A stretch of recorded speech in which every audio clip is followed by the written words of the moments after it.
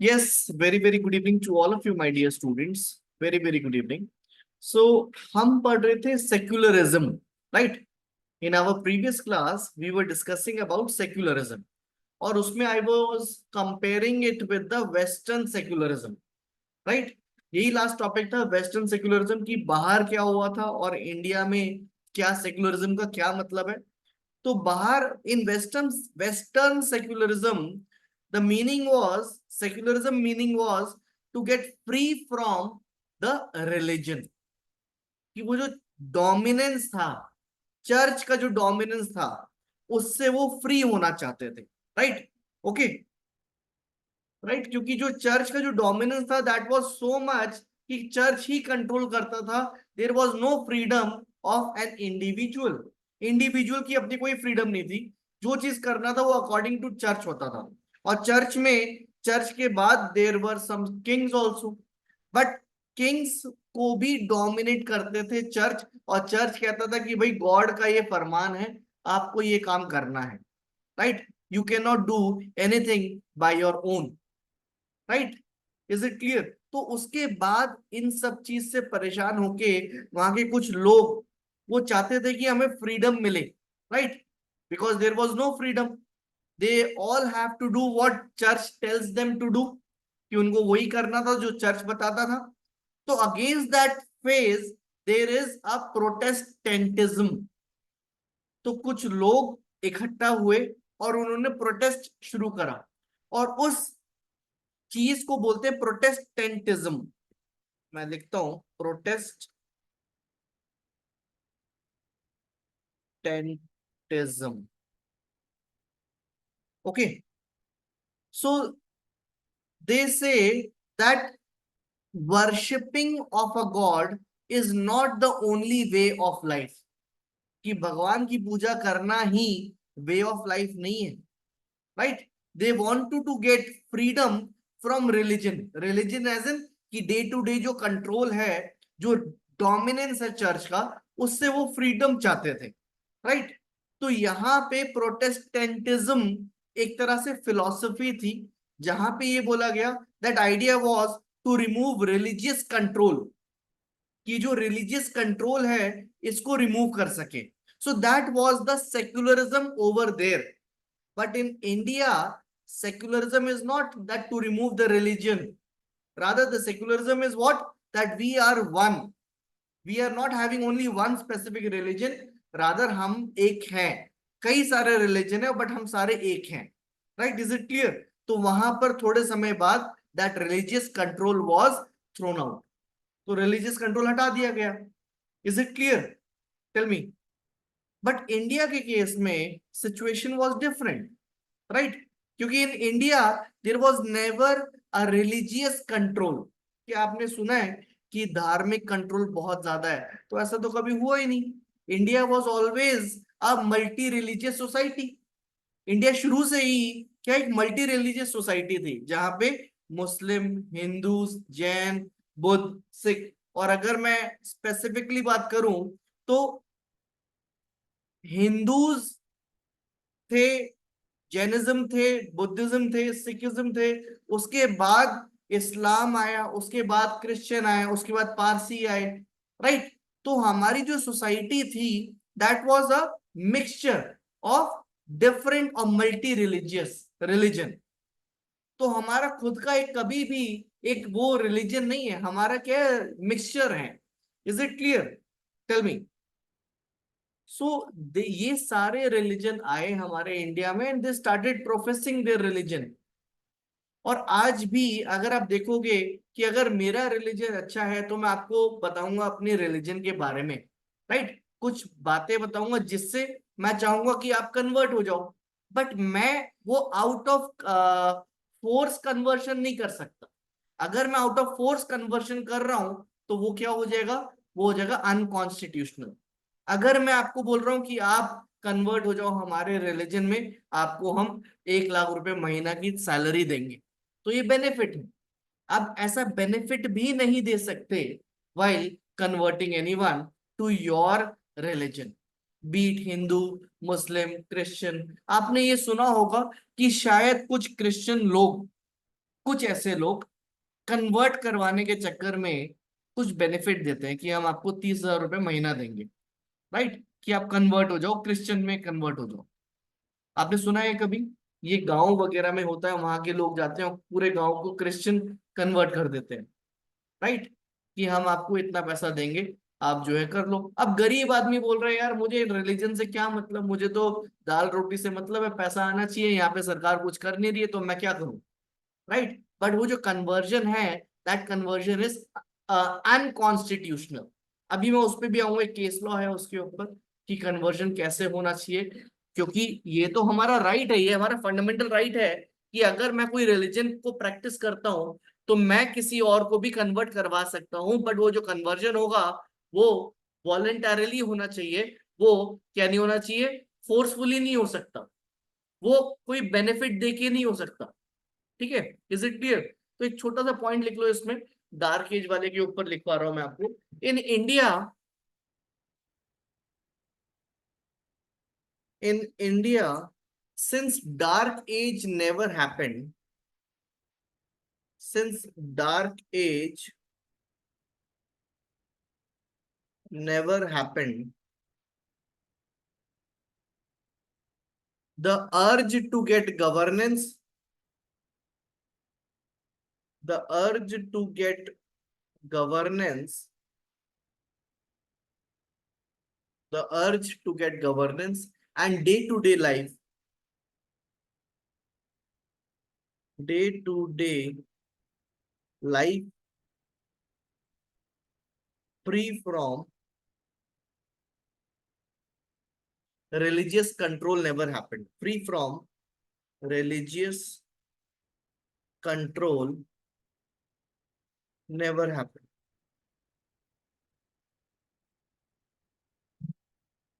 Moreover, the Indian society,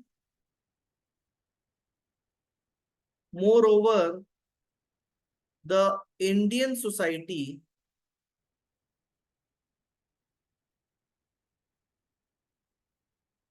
the Indian society was always multi-religious,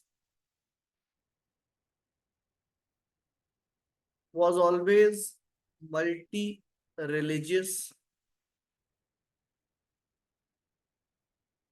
was always multi-religious, and hence the Indian secularism, and hence the Indian secularism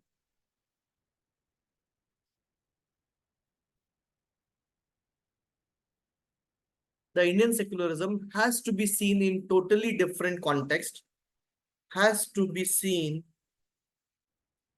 in totally different context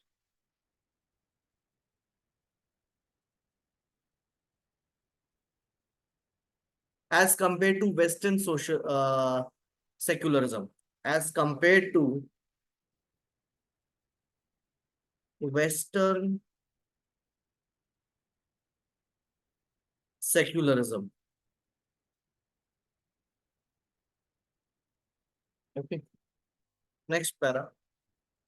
In Indian society, the multi-religious communities in Indian society, the multi-religious communities,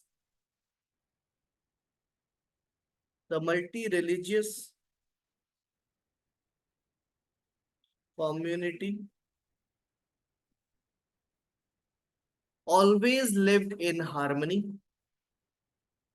always lived in harmony, in harmony with each other, with each other, following their respective religious practice, following following their respective religious practices. Therefore, in Indian society,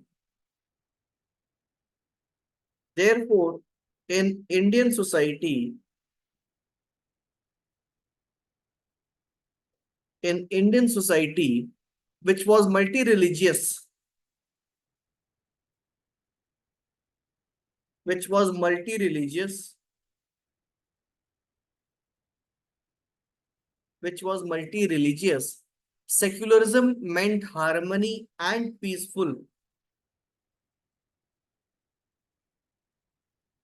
Secularism means harmony and peaceful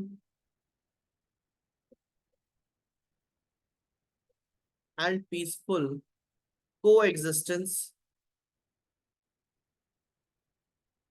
coexistence with mutual respect, with mutual respect between various religious communities, between various religious communities. Okay, right?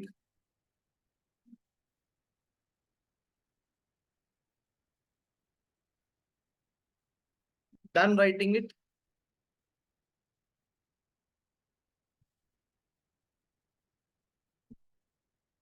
एक और point लिखो. In India, the purpose was never to attain, the purpose was never to attain, never to attain secularism. Rather, it was always, rather, it was always to conserve and protect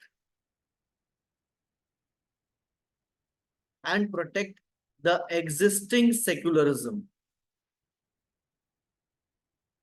the existing secularism. ठीक है.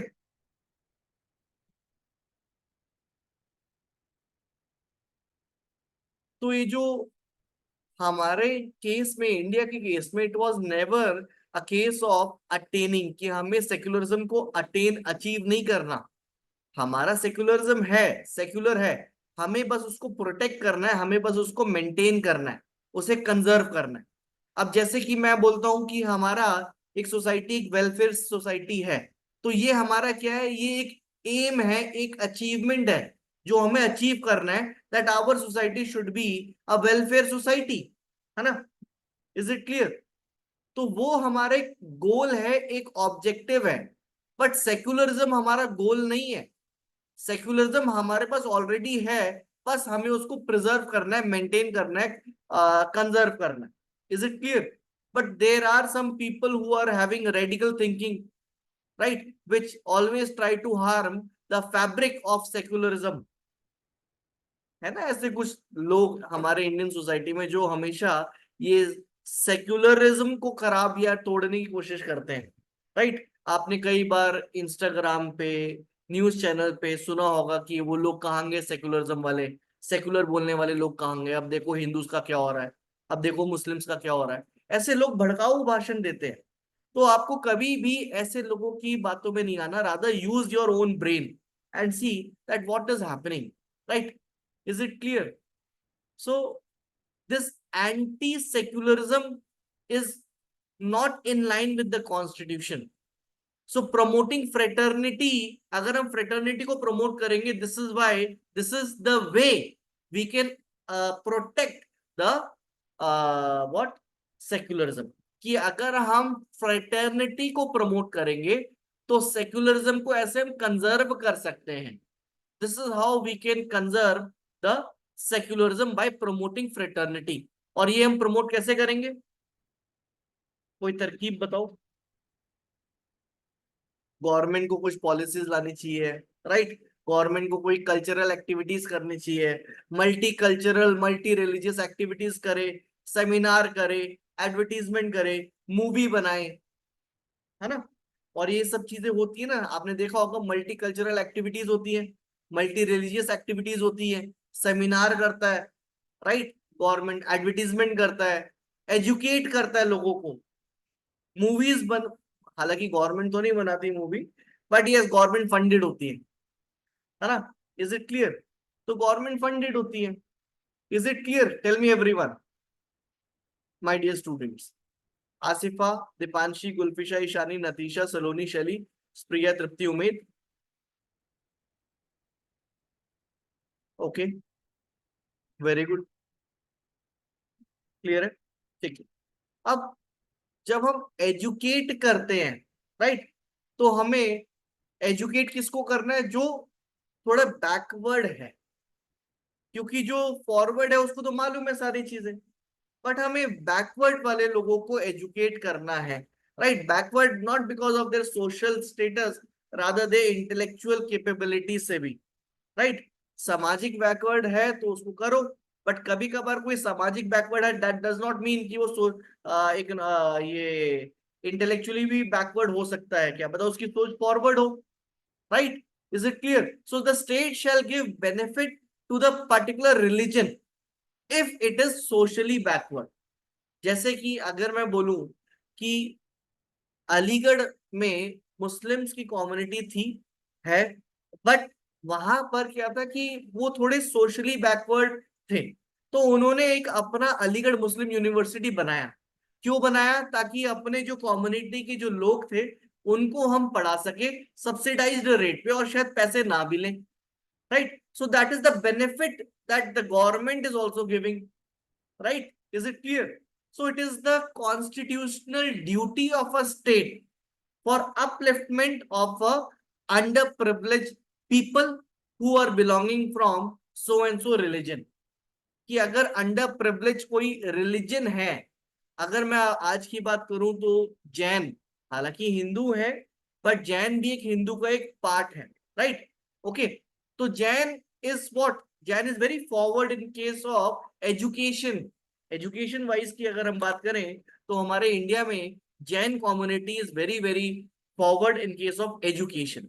तो हम उनको नहीं बोल सकते कि भाई आपको जो है हमें अपलिफ्ट करना है। हमें अपलिफ्ट करना है कोई और कम्युनिटी जो शायद रिलीजियस बेस पर हो, बट हमें देखना है कि क्या वहां पर उनका रिप्रेजेंटेशन कितना है मेन स्ट्रीम पे, राइट। कि अगर डॉक्टर्स की बात करें तो डॉक्टर्स उस कम्युनिटी से कितने हैं, उस कॉलेज की बात करें तो उस कॉलेज में उस कम्युनिटी के कितने बच्चे हैं, तो हमें ये देखना है कि वहां उनका रिप्रेजेंटेशन प्रॉपर तरीके से है या नहीं। Is it clear? So the upliftment should be on the basis of backwardness. अब बैकवर्डनेस किस तरह की हो सकती है? इकोनॉमिक बैकवर्ड हो सकता है, सोशल बैकवर्ड हो सकता है, रिलीजियस बैकवर्ड हो सकता है, कास्ट बैकवर्ड हो सकता है, राइट। बैकवर्डनेस के तो कई सारी डायमेंशंस हैं। इकोनॉमिक बैकवर्डनेस, तो अभी वो लेकर आए हैं economic weaker section, EWS। Tell me by which amendment it was created, EWS? Write it down fast, बता दो, सोचो। Yes, Asifa, Deepanshi, Gulfisha, Ishani, Natisha, Saloni, Shaili, Priya, Tripti, Umed. EWS, Natisha says it is 103rd amendment act से हम, Umed says 102nd। So is it 103rd और 102nd है? You wanted to go for 103rd? देखो मेरे को भी 103 ही लगता है, but let me just confirm, just give me 1 minute. It is 103 amendment.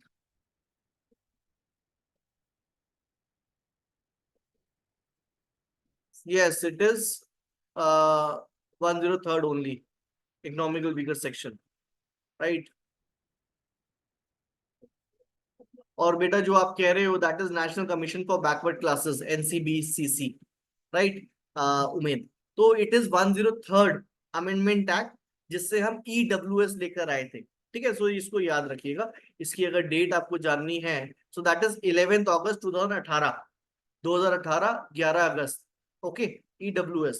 तो बैकवर्डनेस के कई सारे डायमेंशन हैं, एक है इकोनॉमिक, एक है सोशल। अब सोशल में भी क्या है, जैसे कि ब्राह्मण हैं, तो उसको बोलते हैं वो फॉरवर्ड है, वो शूद्र है तो उसको बोलते हैं बैकवर्ड है। तो ये सोशल सामाजिक बैकवर्डनेस, ठीक है।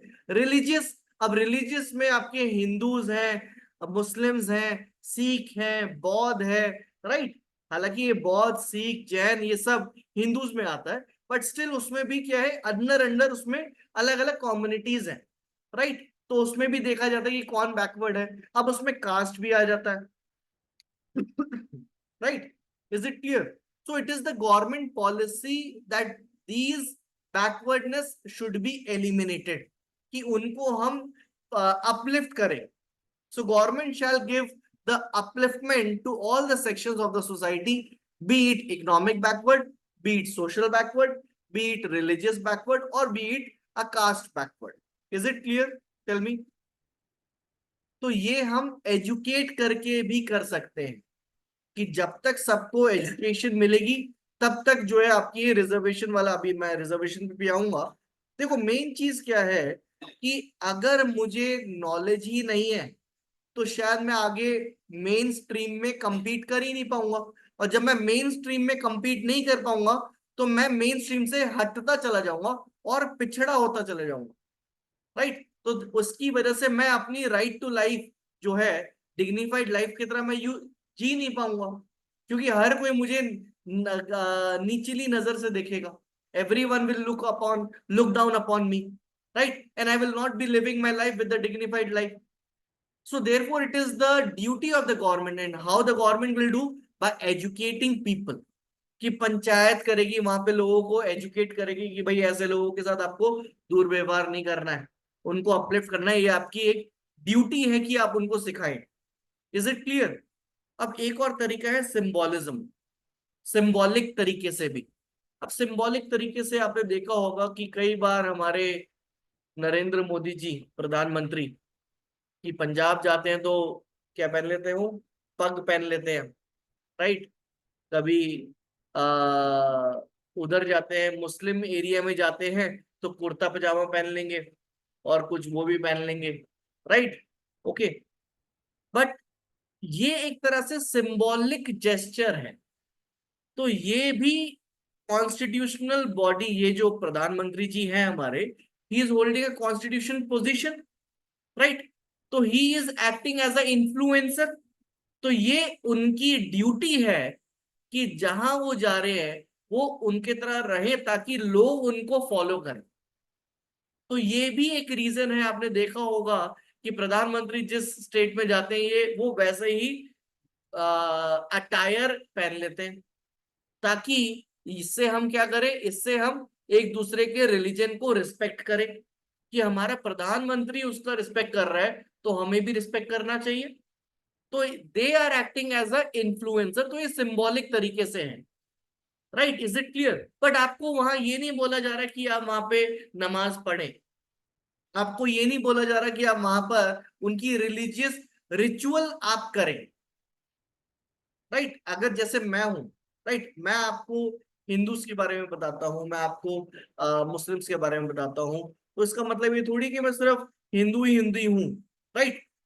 Okay, you will be adopting my things, तो I will be acting as a influencer, कि जो मैं कह रहा हूं मेरी बातों का आपके ऊपर प्रभाव पड़ेगा और पड़ना भी चाहिए, right. Is it clear? So that these things you will be inculcating in your day to day life. ठीक है, समझ में आया? तो ये एक तरह से सिंबॉलिक जेस्चर हो सकता है। ठीक है, अब आप मुझे नहीं बोलोगे कि मैं नमाज जाके पढ़ूं या उधर कैंडल जलाऊं, बट मैं उधर जा रहा हूं, that means I am respecting that. And मैं ये आपसे भी चाहूंगा कि आप भी रिस्पेक्ट करें दूसरे रिलीजन के। Is it clear? Because every place is sacrosanct, everywhere you will find God, right. God might be sitting over here listening to us, हो सकता है ना कि यहाँ पे बैठे हैं और हमारी बातें सुन रहे हैं, बोले अरे गौरव जी आज तो मजा ही कर दिया आपने, है ना, बोल सकते हैं। ऑनलाइन स्टूडेंट्स टेल मी, यहाँ तक क्लियर है माय डियर स्टूडेंट्स? अब देखो कुछ, अब एक और पॉइंट है, एक और पॉइंट है। जब भी हम एक रिलीजन की प्रति हम देखते हैं, सपोज ये एक रिलीजन है, ठीक है, राइट। अब उसकी ये जो है, ये इनर कोर क्या है, ये प्योर रिलीजियस एक्टिविटीज है, प्योर रिलीजियस एक्टिविटीज, एक्टिविटी, ठीक है।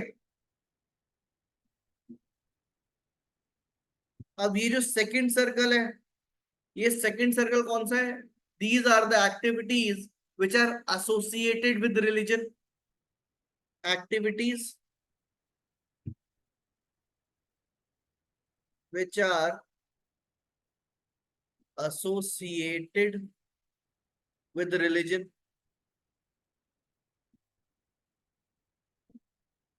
ठीक है। और ये थर्ड सर्कल है, ये प्योरली नॉन रिलीजियस एक्टिविटीज है, प्योरली नॉन रिलीजियस एक्टिविटीज, ठीक है, okay.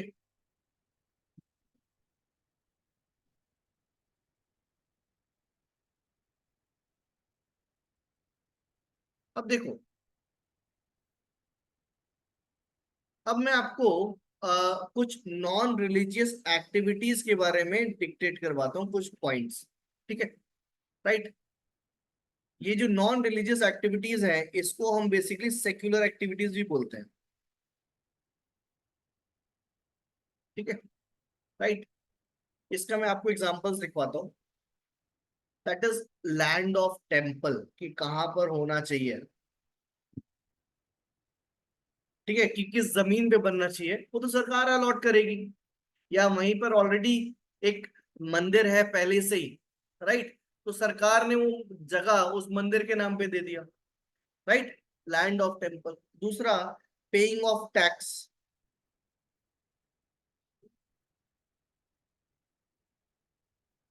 To government, and let me tell you कि इस पर कोई टैक्स नहीं लगता है, मंदिर पे आप जो चढ़ावा दे रहे हो, तो उस पे गवर्नमेंट अपना टैक्स नहीं काटती है, राइट। चलो इस डिबेट पर भी मैं आऊंगा आगे चल के, मैं पूछूंगा आपसे कि क्या मंदिर पे भी टैक्स लगना चाहिए या नहीं लगना चाहिए, राइट। तो this we will discuss later on, right. क्योंकि मैं ही क्यों टैक्स दूं, क्योंकि टैक्स से मुझे याद आ रहा है, अभी मेरे पास नोटिस आ गया, मुझे टैक्स देना है इस साल का, जुलाई एंड तक टैक्स आईटीआर भरना है मुझे अपना, राइट। क्योंकि हमारा तो हर साल भरना होता है, राइट, इनकम टैक्स। क्योंकि अगर मैं एम्प्लॉयड होता कहीं पर तो वो ऑलरेडी जा चुका होता मेरा, बट अब मैं एम्प्लॉयड नहीं हूँ, मेरा अपना ये छोटा सा एक काम है, तो इसका मुझे हर साल भरना होता है, राइट। चलो आगे चलते हैं। Paying of tax to the government. Next, that is trust of that temple, trust of that temple. And यहाँ पे temple also includes the mosque, ठीक है। ये टेम्पल मतलब सिर्फ मंदिर नहीं, बल्कि ये वो, अगर मॉस्क है तो वहां पे भी ट्रस्ट है, और अगर मॉस्क है तो वहां पे क्या होता है, एक बोर्ड होता है, जिसको बोलते हैं क्या, वक्फ बोर्ड। तो अभी वक्फ बोर्ड पे भी हम डिस्कस करेंगे आगे, ठीक है, राइट। चलो आगे चलते हैं। ट्रस्ट ऑफ दैट टेम्पल के अलावा expenditure to that temple, expenditure of that temple, कि उस मंदिर में कितना खर्चा होना चाहिए। अभी ये राम मंदिर बना है, काफी खर्चा हुआ, बट उधर भी हार गए, right. Expenditure of that temple. Income from that temple, income from that temple, income यानी कि जो हम जैसे लोग जो चढ़ाते हैं उधर, वो इनकम जनरेट हो रही है, ठीक है, राइट। नेक्स्ट, तो ये जो चीजें हैं, इन सब चीजों पे स्टेट कैन कंट्रोल, ठीक है। This can be controlled by the state, right. यहां मैं लिख सकता हूं, this can be controlled by state, इसको स्टेट कंट्रोल कर सकता है इन सब चीजों को, राइट। अब in the name of religion you can not do something which is not constitution, कि आप भगवान के नाम पे ऐसी कोई भी चीज नहीं कर सकते जो कॉन्स्टिट्यूशनली गलत हो, ठीक है, राइट। अब मैं आपको बताता हूँ, ये जो सेकंड सर्कल है ना, activities which are associated with religion, आप मुझे बताओ इसके बारे में एग्जांपल आप मुझे दो, एक्टिविटीज एसोसिएटेड विद रिलीजन, बता दो अमित।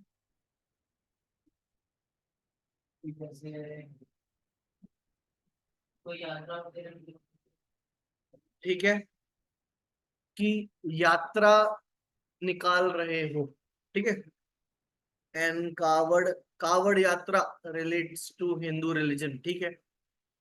तो आप कह रहे हो कि सर ये जो कावड़ यात्रा होती है, राइट, कावड़ यात्रा पता है अभी मानसून शुरू हो जाएगा तब दोबारा से होगी, 27 जुलाई से शुरू हो रहा है, 22 जुलाई से, अच्छा।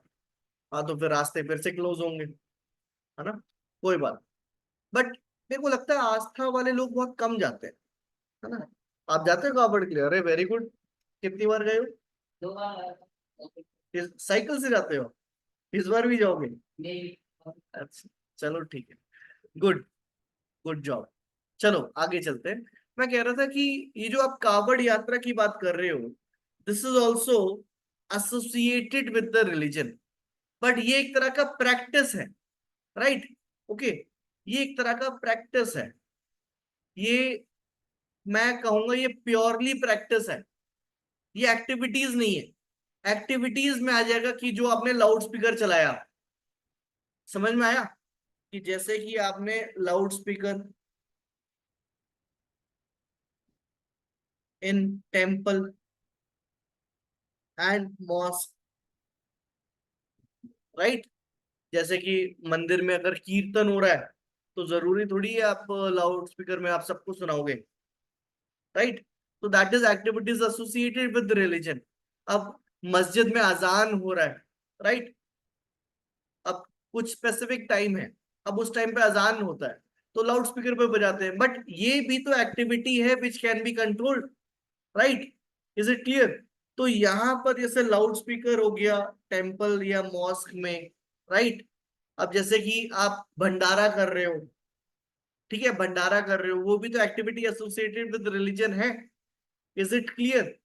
तो यहां पर this can be controlled, activities associated with religion, कि this can also be controlled by the state, right, ठीक है। The state can put restrictions, आपने सुना होगा यहाँ पर अभी थोड़े समय पहले कि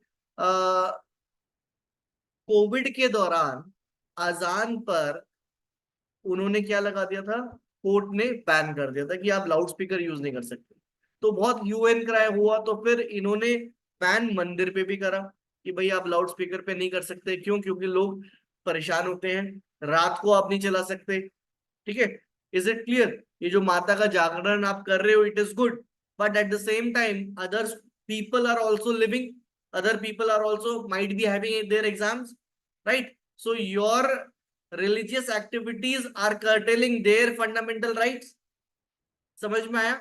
तो यहां पर आपको जो है रिस्ट्रिक्ट कर सकता है कोर्ट, कोर्ट मतलब स्टेट, समझ में आया। बट कुछ आपकी प्योर रिलीजियस एक्टिविटीज होती है, प्योर रिलीजियस एक्टिविटीज, अब जैसे कि अभी मुहर्रम आ रहा है 17 तारीख को, आपको शायद पता हो, शायद नहीं पता हो, कोई बात नहीं, बट मैं बता देता हूँ, मुहर्रम आ रहा है। अब मुहर्रम के टाइम पे जो कुछ लोग हैं, मतलब मुस्लिम्स कम्युनिटी के, they start beating themselves in public, ठीक है, वो एक एक तरह से वो मनाते हैं, शोक मनाते हैं, ठीक है, that is a sad thing, जो शोक मनाते हैं और एक्सप्रेस करते हैं और अपने आप को पीटते हैं वो, तो वो जो है पब्लिक में करते हैं, तो that is a pure religious activity. But यहां पर अगर गवर्नमेंट चाहे कि भाई ऐसे नजरिए से जो छोटे बच्चे हैं उनके ऊपर गलत इम्पैक्ट जा सकता है, राइट, उनकी मानसिक स्थिति को इम्पैक्ट करा जा सकता है, तो उनको रोक सकते हैं। बट आज के टाइम पे आपने देखा होगा बहुत कम जगह है जहां पर ये सब चीजें होती हैं, दिल्ली जैसी जगह पर मेरे को लगता नहीं होता है, बहुत कम, रेयर चांस, राइट। बट इसका दूसरा देख लो ऑपोजिट साइड, कि अगर मैं जैन की बात करूं तो जैन में कुछ तीर्थंकर होते हैं, they will start walking naked without any clothes. ये मैंने आपको पहले भी बताया था। तो what they do, they do not wear any dress because that is the practice which is prevalent in their religion. तो ये जो प्रैक्टिस है कि बिना कपड़े पहन के वॉक करना है, राइट, तो ये एक क्या है, ये भी उनकी प्योर रिलीजियस एक्टिविटी है। बट क्या आप इसको कर्टेल कर सकते हो? क्या स्टेट इस पे रोक लगा सकता है जो प्योर रिलीजियस एक्टिविटीज है? बताओ। स्टेट इस पे रोक टाक नहीं कर सकता, रोक टोक नहीं कर सकता अमित? नहीं। जो आप कावड़ में जाते हो ये भी तो प्योर रिलीजियस एक्टिविटी है, राइट? ओके, ये एसोसिएटेड तो है नहीं। एसोसिएटेड तो वो जो डीजे लेके जा रहे हो वो है, राइट? हाँ। बट जो आप इससे जा रहे हो, क्या नाम है, कावड़ पे जा रहे हो और इधर जा रहे हो, क्या नाम है, ये नेकेड निकल रहे हो, या मुहर्रम पे लोग ऐसा कर रहे हैं, तो प्योर रिलीजियस एक्टिविटी। लोग तांडव करते हैं, तांडव डांस करते हैं, that is also purely religious activity on the road, but that is dangerous to the society. तो क्या स्टेट इन पर रोक टोक लगा सकता है, यस और नो? बता दो। Natisha says yes, okay, Amit says no, रोक नहीं लगा सकता। अच्छा, Asifa, Deepanshi, Gulfisha, Ishani, Natisha, Saloni, Shaili, Priya, Tripti. So the answer is yes, इस पर भी रोक टोक लग सकती है। स्टेट कैन पुट रेस्ट्रिक्शंस, क्योंकि जो आपका अधिकार है वो अधिकार should not be at the cost of others right. ठीक है, इज इट क्लियर? कि जो आपका अधिकार है that is always subject to public order, health and morality. Article 25 में ये दे रखा है। अगर आप आर्टिकल 25 पढ़ोगे, एक बार आर्टिकल 25 निकालते हैं इसको, here it is.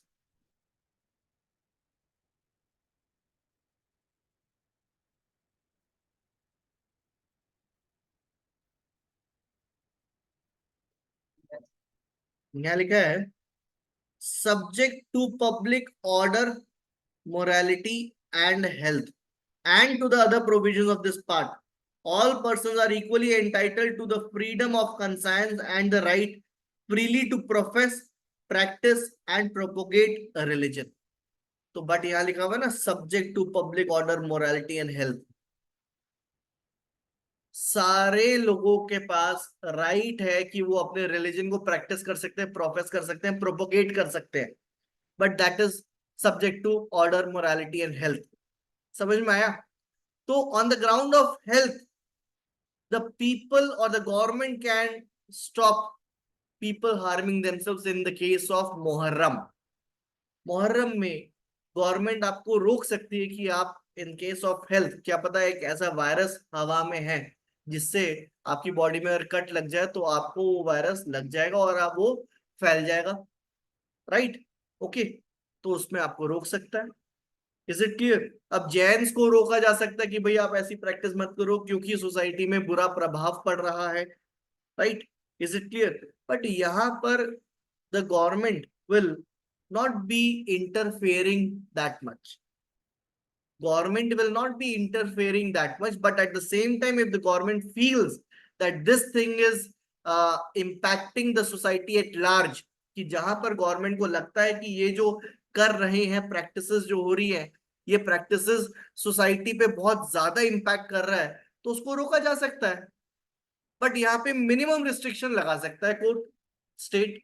Okay, however the state policies is to avoid, not to interfere in the purely religious activities because it is the matter of sentiments। अब sentiments की बात करूं तो आपको याद होगा अभी कई समय पहले 2017-18 एक सबरीमाला जजमेंट आया था जहां पे बोला गया that menstruating women are not allowed in the temple। तो वहां पे जजमेंट आया कि they are also allowed because they are also having the same right, okay, right to equality. But वहां पे सेंटिमेंट्स अटैच थे। सेंटिमेंट्स क्या अटैच थे कि जो यहाँ पे भगवान थे, भगवान थे वो एक सेलिबेसी को प्रोफेस करते हैं। सेलिबेसी मतलब ब्रह्मचारी। तो उनका वो जो है वो हो जाएगा, भंग हो जाएगा अगर आपने मेंस्ट्रुएटिंग वुमेन को अलाउ करा। तो एक वो सेंटिमेंट्स अटैच थे। बट सुप्रीम कोर्ट की जजमेंट क्या आई कि नहीं जी, आप वुमेन्स अलाउड हैं, राइट। बट अभी भी आप जाओगे तो वहां के जो लोग हैं आपको अलाउ नहीं करेंगे।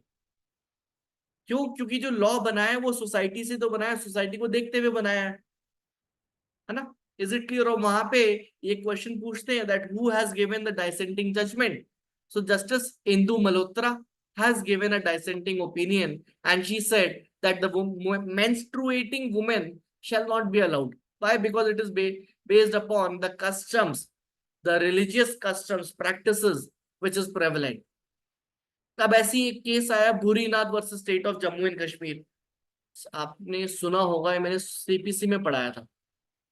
सुना है आपने भूरीनाथ वाला केस? सीपीसी नहीं पढ़ी आपने? सीपीसी तो अभी चल रहा है ना, सीपीसी में पढ़ाया है मैंने। भूरीनाथ जजमेंट सेक्शन 9 के आसपास पढ़ाया था, अगर मुझे, अगर मैं भूला नहीं हूं तो।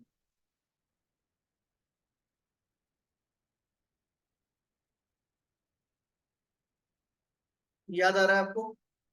सेक्शन 9 की एक्सप्लेनेशन के लिए पढ़ाया था। अच्छा, वेरी गुड।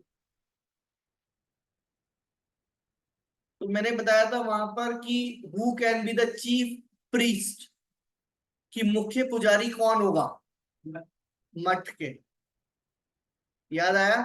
तो वहां पे बोलते हैं नहीं जी, ये तो मेरे पिताजी के मरने के बाद तो मुख्य पुजारी पुजारी मैं ही हूँ, राइट।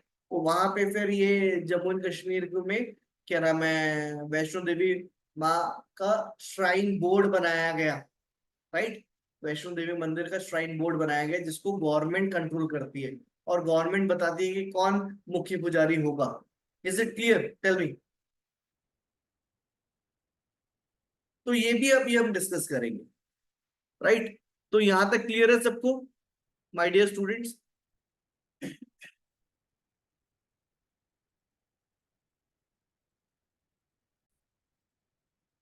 Late us proceed. अब मैंने आपको पहले एक और चीज बताई थी, सेंट्रीपीटल फोर्स और सेंट्रीफ्यूगल फोर्स, है ना, राइट। तो जो सेंट्रीपीटल फोर्स है वो हमारे सेक्युलरिज्म में, दैट इज, अगर हम बोले कि there is a secular, we are secular, तो secularism is acting as a centripetal force, कि ये हम सबको एक बांध के रखती है, राइट। इसमें एक पॉइंट लिखो, राइट डाउन, मैं एक पॉइंट लिखवाता हूँ।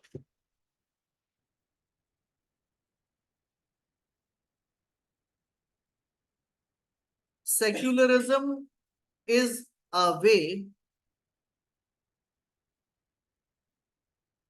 is a way of life, of life which stables the society, stables the society in context of religion, in context of a religion, and secularism binds the society, and secularism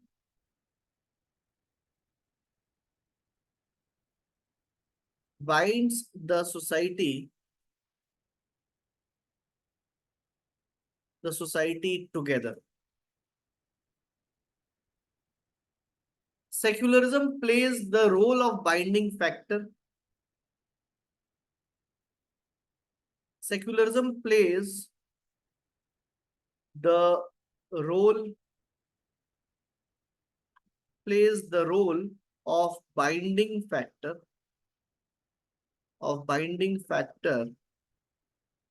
It promotes social solidarity. It promotes social solidarity,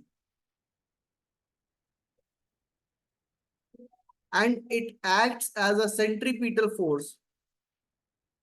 solidarity का मतलब होता है unity, ठीक है, कि हम एक हैं। And solidarity, and it acts as a centripetal force, It acts as a centripetal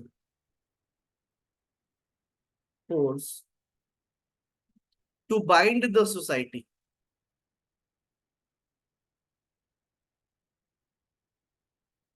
To bind the society. Next point.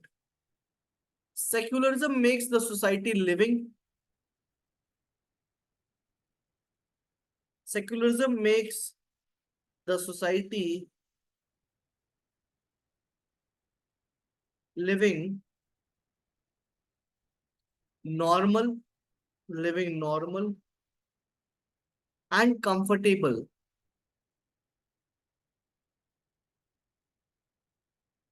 And comfortable for the people of different communities. For the people of different communities. For the people of different communities, despite having complete freedom, despite having complete freedom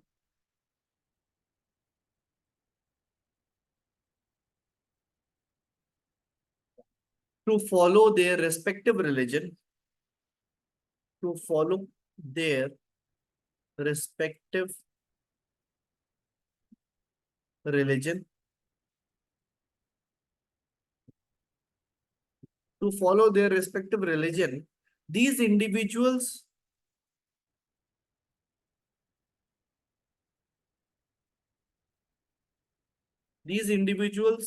and groups lived together and groups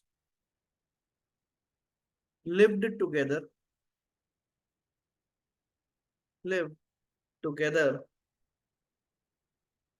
as a whole in unity, as a whole in unity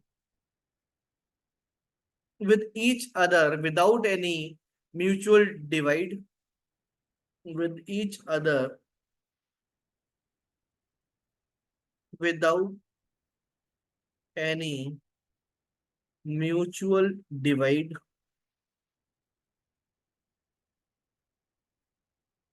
and without any apathy, and without any apathy.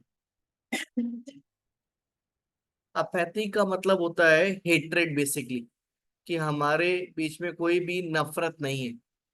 Right, is it clear? अब मैं आपको पहले एक और चीज बता रहा था कि यहां तक लिख लिया आपने? लिख लो। Online students done writing? If yes give me a thumbs up. Saloni, Shaili, Tripti, ठीक है।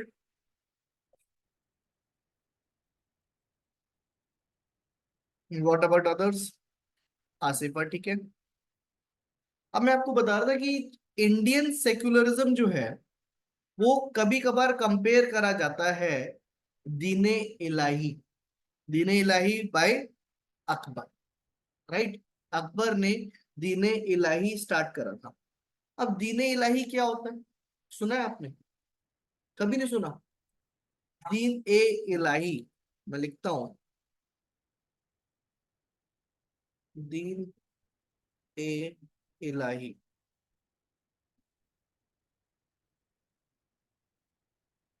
ठीक है, तो sometimes Indian secularism is being compared to Akbar Din e Ilahi. अब Din e Ilahi is about tolerance of every faith, is about tolerance, tolerance of every faith।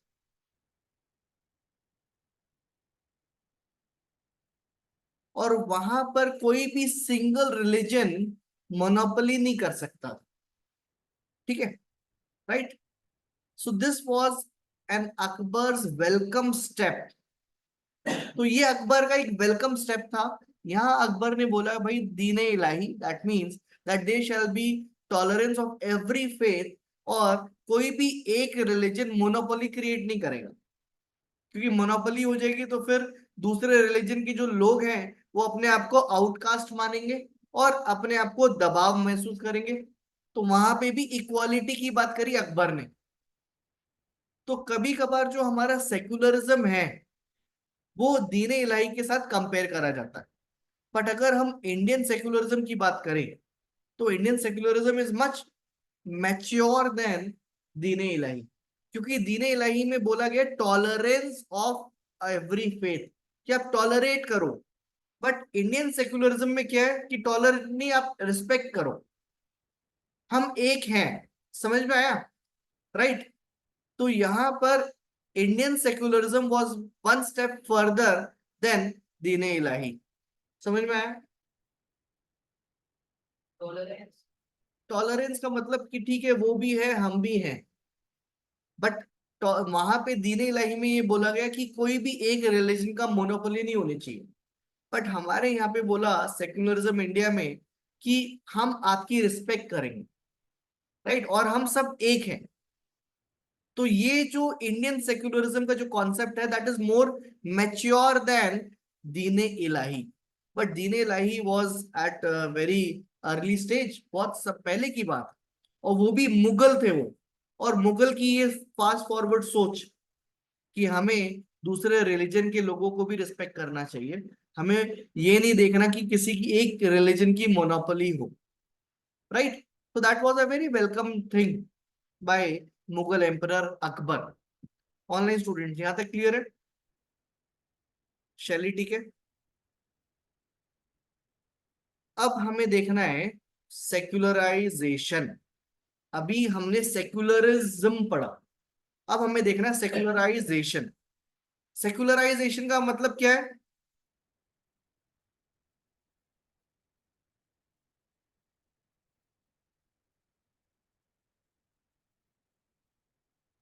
हमने अभी तक पढ़ा सेक्युलरिज्म, इज्म मतलब फिलॉसफी, एक आइडिया, है ना।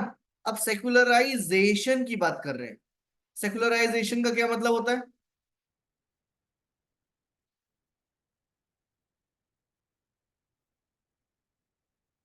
बता दो अमित। आसिफा, दीपांशी, स्प्रिया, ओके,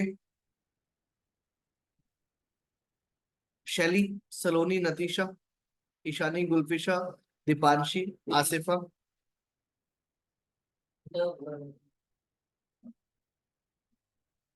बताओ क्या, किस चीज की?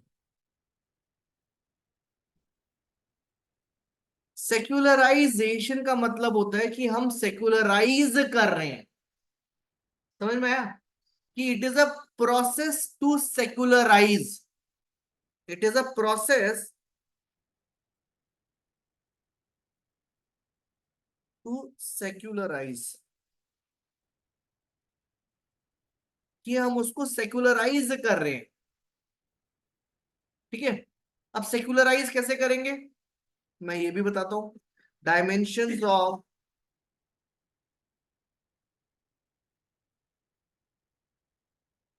Dimensions of secularisation.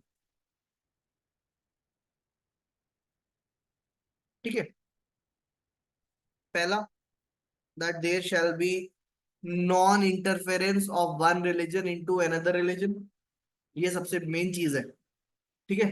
Non interference,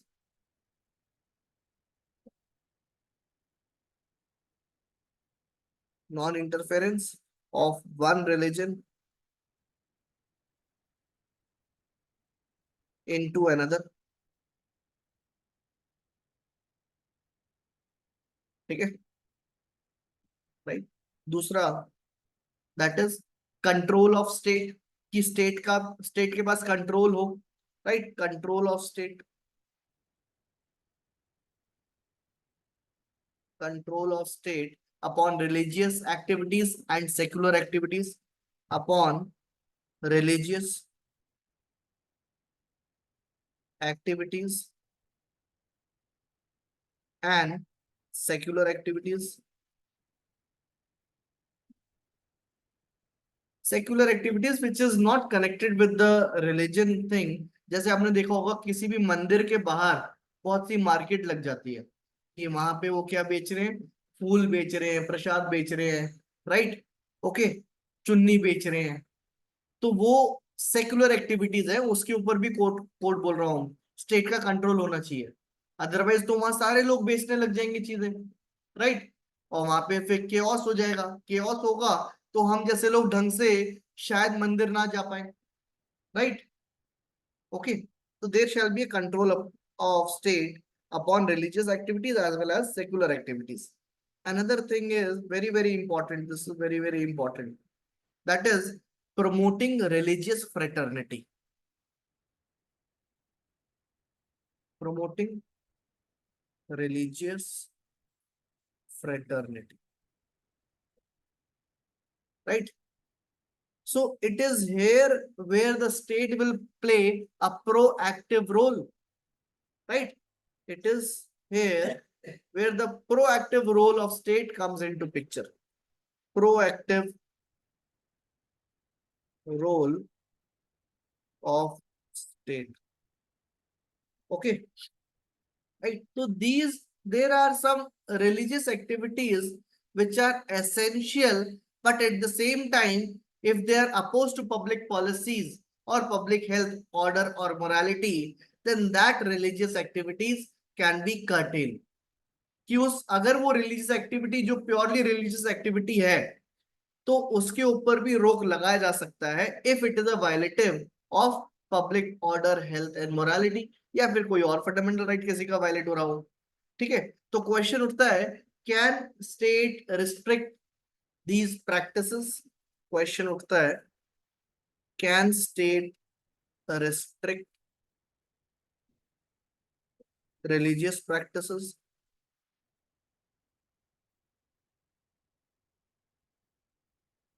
can state restrict religious practices?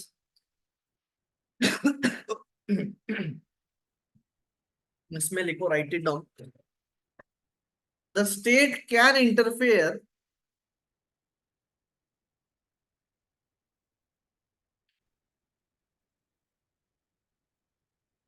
the state can interfere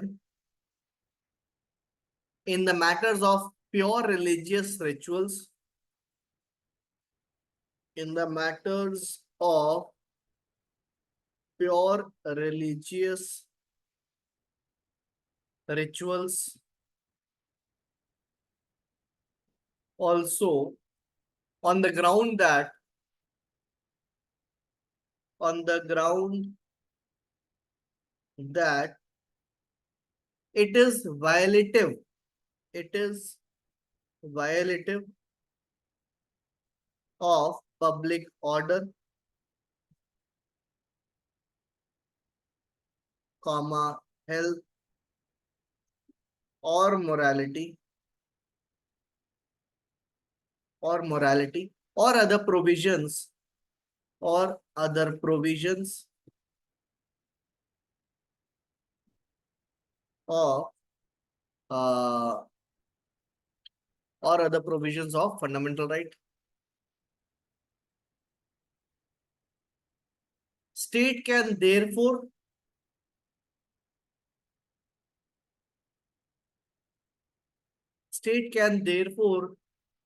interfere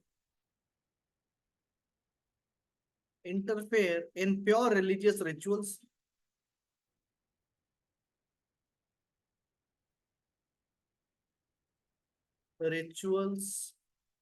also, and thus it can prevent and thus it can prevent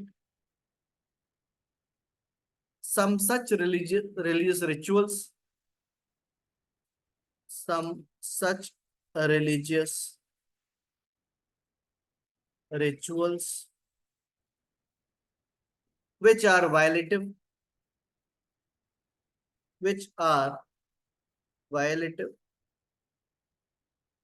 of public order,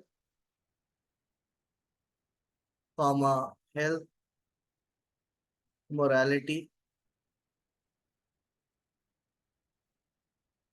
और अदर फंडामेंटल राइट। ठीक है, तो basically अगर आपका कोई सा भी religious practice है जो कि पब्लिक ऑर्डर हेल्थ या मोरालिटी या कोई और फंडामेंटल राइट के वायलेटिव है, तो स्टेट उसको रोक सकता है। अब ऐसे ही हालांकि ये जो प्रैक्टिस थी sati, sati was not a religious practice. जो सती परफॉर्म करते थे पहले, that was not a religious practice but it is a practice prevalent in the Indian society, right? Majorly in the Hindus. Hindus के केस में ये एक प्रैक्टिस थी कि अगर हस्बैंड मर जाता था तो वहां पर वाइफ को उसकी जो चिता है उस पर बैठना पड़ता था, राइट? ओके, तो दैट वाज आल्सो अबॉलिश्ड। अगर मैं आपसे पूछूं तो किसने अबॉलिश करा था? सती प्रैक्टिस को अबॉलिश किसने करा था?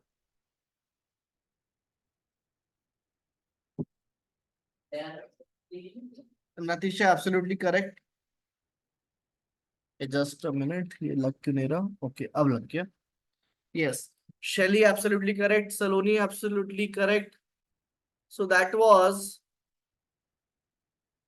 ये चल क्यों नहीं रहा? अच्छा, that was राजा राम मोहन रॉय। ठीक है, राजा राम मोहन रॉय ने करा था विद लॉर्ड विलियम बेंटिक। ठीक है, लॉर्ड विलियम बेंटिक हेल्प्ड राजा राम मोहन रॉय। तो ये पूछा जा सकता है कि सती को अबॉलिश किसने करा? तो अबॉलिश मतलब हटाया। ठीक है, तो Lord William Bentinck, he was the governor general of India in 1828। तो उन्होंने ही help Raja Ram Mohan Roy to suppress this practices, sati, polygamy, child marriage. ठीक है, इज इट क्लियर? अब एक और वो है, एक और पॉइंट लिखो, non intervention of one religion into another. Non intervention of one religion into another. ठीक है, तो यहां पर एक पॉइंट लिखो that article 25 guarantees, article 25 guarantees the right to every individual, the right to every individual, the right to every individual to propagate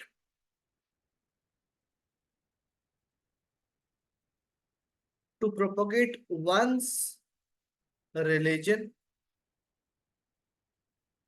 and therefore every individual, and therefore every individual can spread, can spread his religion, his religion, or can spread, or can spread values of his religion, values of his religion,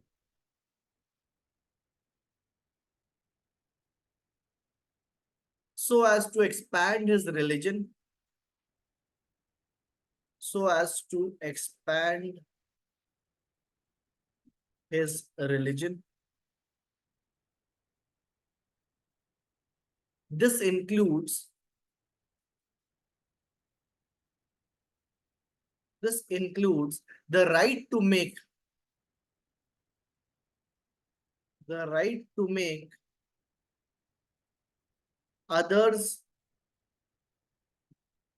voluntarily convert, voluntarily convert to one's own religion, to one's own religion. ठीक है, next para. However, if the conversion is forceful, however, if the conversion is forceful, is forceful by or comma by fraud, comma, or in exchange in exchange of some benefits, in exchange of some benefit, then such conversion would be unconstitutional. Then such conversion would be unconstitutional. Would be unconstitutional.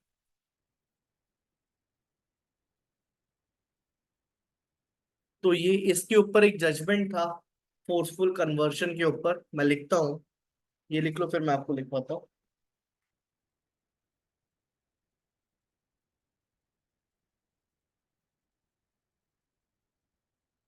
That is Rev. Stanislaus. Rev. Stanislaus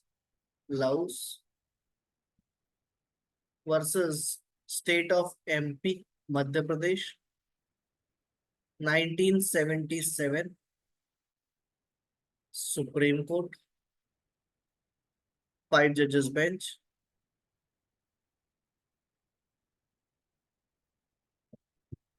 Delivered by Honorable A.N. Ray, Chief Justice, CJ. तो यहां बोला गया, over here it was held. In this case, the court held that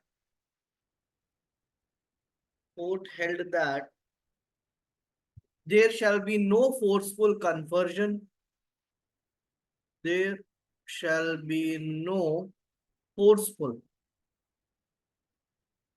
conversion. Otherwise, it will be unconstitutional. Otherwise, it will be unconstitutional.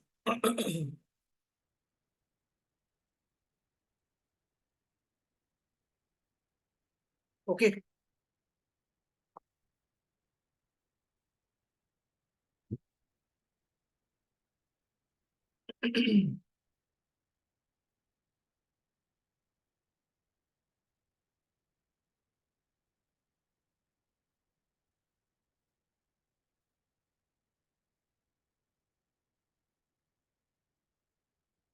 अब loud speaker पे एक judgment लिख लो, जो मैंने आपको बताया था ना, that state can control the religious and non religious activities, secular activities. तो वहां पर जो लाउड स्पीकर वाला था उसका एक जजमेंट लिख लो, that is Church of God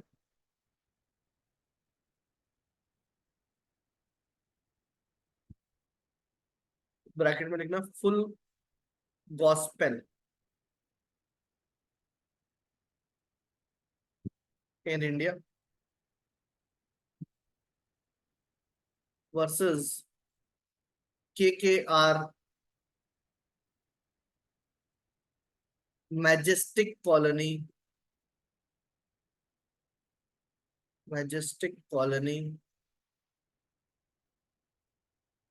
welfare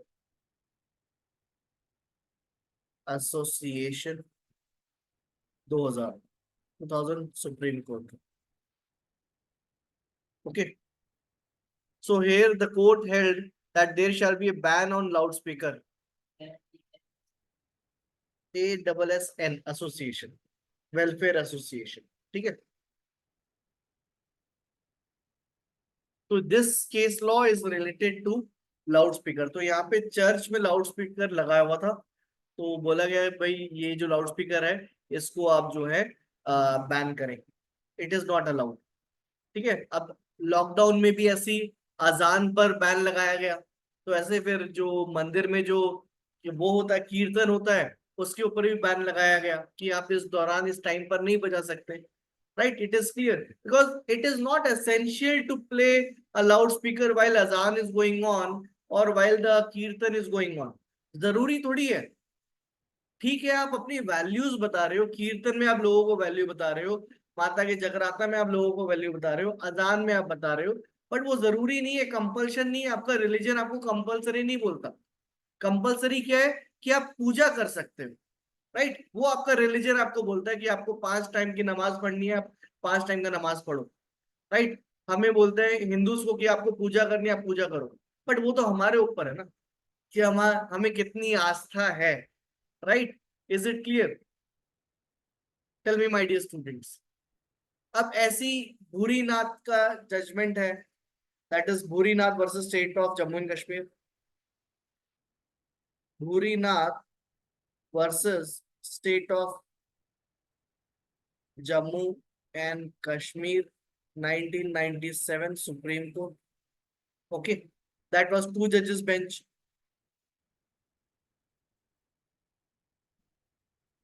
it was to जजेस बेंच। ठीक है। तो यहाँ पे जो मैंने अभी आपको बताया वैष्णो देवी मंदिर के जो रिलेटेड था कि who will be the chief priest, कि मुख्य पुजारी कौन होगा, तो वहां पर एक कहानी थी, एक मिथ था कि लोगों के अंदर ये विश्वास था कि ये जो फैमिली है इसको माता ने आशीर्वाद दिया है कि इसी फैमिली, इसी घर में से ही मुख्य पुजारी बनेगा।